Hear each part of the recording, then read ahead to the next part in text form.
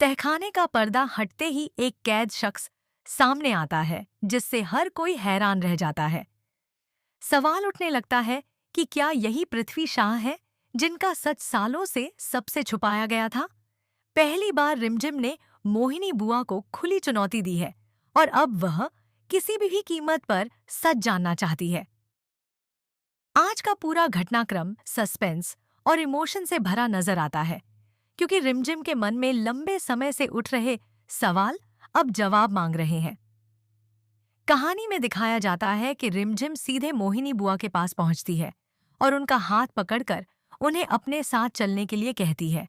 हालांकि मोहिनी बुआ गुस्से में उसे रोकते हुए कहती हैं कि वह इस तरह जबरदस्ती नहीं कर सकती।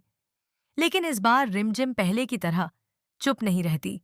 वह पूरे आत्मविश्वास के साथ जवाब देती है कि जब मोहिनी बुआ ने बिना सच जाने उसकी मौसी पर हाथ उठाया था, तब क्या वह सही था? रिमझिम कहती है कि वह सिर्फ सच जानना चाहती है और अगर मोहिनी बुआ सही है तो सबके सामने सच साबित कर दे।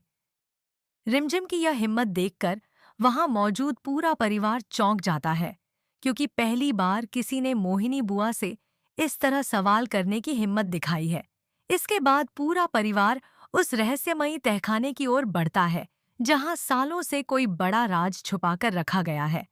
अब हर किसी के मन में यही सवाल है कि क्या तहखाने में सचमुच पृथ्वी शाह कैद है या फिर वहां ऐसा रहस्य छुपा है जो पूरे राजघराने की नींव हिला देगा।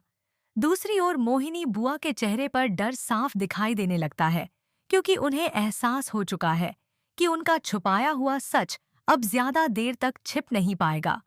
अब सबकी नजरें उस पल पर टिकी हैं जब तहखाने का दरवाजा खुलेगा और ऐसा सच सामने आएगा जो रिमझिम की जिंदगी हमेशा के लिए बदल सकता है।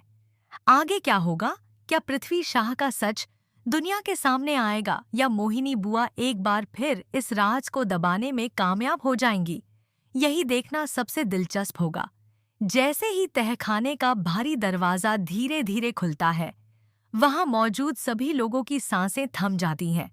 अंदर का अंधेरा और सन्नाटा माहौल को और भी रहस्यमयी बना देता है। रिमझिम हिम्मत जुटाकर सबसे आगे बढ़ती है, जबकि मोहिनी बुआ बार बार उसे रोकने की कोशिश करती है। लेकिन अब रिमझिम के कदम रुकने वाले नहीं होते। तभी तहखाने के एक कोने से जंजीरों की आवाज सुनाई देती है और सबकी नजरें उसी दिशा में चली जाती हैं। वहां एक कमजोर और घायल शख्स कैद दिखाई देता है, जिसे देखकर परिवार के कई लोग हैरान रह जाते हैं। रिमझिम की आंखों में आंसू आ जाते हैं क्योंकि उसे यकीन होने लगता है कि यही पृथ्वी शाह है। मोहिनी बुआ घबराकर सबको वहां से बाहर जाने के लिए कहती हैं, लेकिन इस बार कोई उनकी बात सुनने को तैयार नहीं होता। परिवार के बड़े सदस्य उनसे सवाल पूछने लगते हैं कि आखिर इतने सालों तक इस सच को क्यों छुपाया गया। तभी वह कैद शख्स धीरे धीरे बोलने की कोशिश करता है और उसका पहला शब्द सुनते ही माहौल पूरी तरह बदल जाता है। वह रिमझिम का नाम लेता है, जिससे साफ हो जाता है कि उसका रिश्ता इस परिवार से बेहद गहरा है। रिमझिम अब पूरी तरह टूट जाती है और समझ जाती है कि उसकी जिंदगी से जुड़े कई सच उससे छुपाए गए थे। दूसरी तरफ मोहिनी बुआ के चेहरे पर डर और बेचैनी साफ दिखाई देने लगती है। उन्हें एहसास हो जाता है कि अब उनका हर झूठ सबके सामने आने वाला है।